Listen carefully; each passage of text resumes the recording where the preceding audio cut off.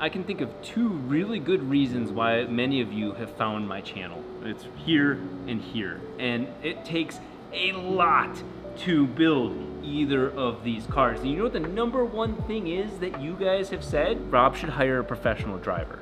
Hands down, some of the best and almost worst advice I've ever gotten, because that is not the point of this channel whatsoever. Having experts, yes, but having an expert do it for you goes against everything I've ever believed in.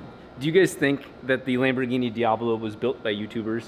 Obviously not. It was long before YouTube. But the point remains is that I am an entertainer, and I think of myself as like a wannabe engineer, but engineering engines like this, while you guys may think that it's easy for me to make 1,000 horsepower, it is not easy at all. And I don't mean that like, oh, I think I'm like working really hard. It's gotten easier, but nonetheless, taking this engine to the extreme, or worse yet, the Cosworth, requires a couple more skill sets than I possess. Going to Laguna is a lifelong dream, right? But it's each of ours individually. Now, in my case, I went from last year to this year and shaved more than 10 seconds off in the first hot lap out.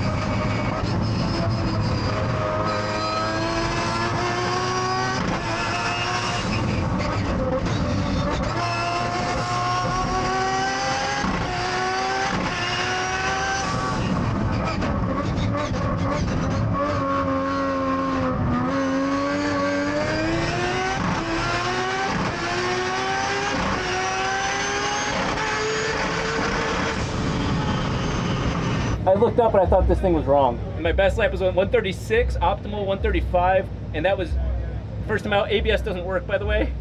That's boring.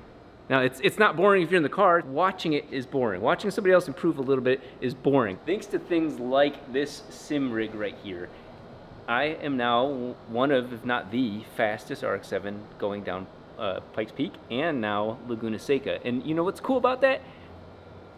That's it. But I don't stop there, and it's not like that wins you any sort of money. Why all this driving content at all? Well, the point is that when you start getting faster and faster, you start doing the same things that the professionals do.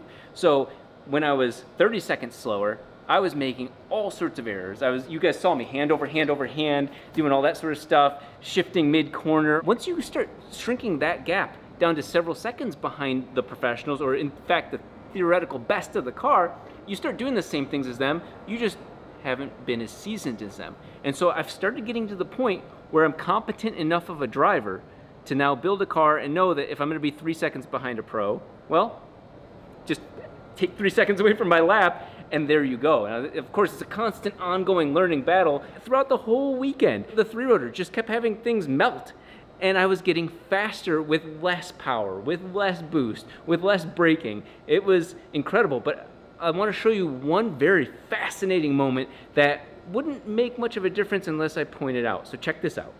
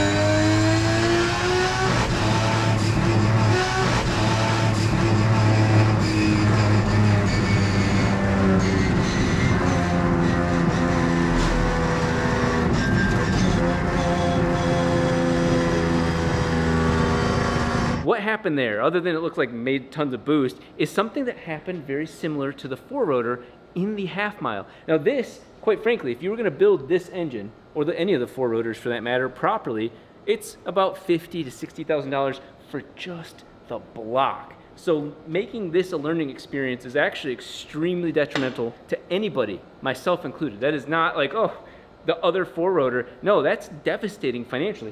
That engine right there, I paid $45,000 for just the block, more than the actual car itself, which is kind of funny. But you can't learn on them. That's what the whole 3-rotor, that's what this year has been all about, is the better driver I am, the better builder I am, the more entertaining and the wilder we can send things. And so you think of these two cars up here.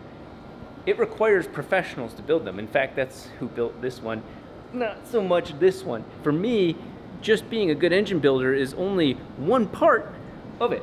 A big turbo, an engine, fill it with fuel, and away you go. But there's a whole car. Being told, hey Rob, you should get a better engine builder. You should get somebody else to tune your car. You know how much that sounds wrong now, is because there's not too many people that can tune rotary engines to this level that I've done. There's a handful, but not many. Same thing goes for the rest of the car. I want to understand and learn how the whole car works to build the absolutely most batshit insane car possible. The process isn't that interesting. Let's be honest, watching me go a second faster, 10 seconds faster, it's a good video to sleep on. And we filmed an intro for this video using actually probably one of the most brutally effective things possible, and that is the Rush SR class.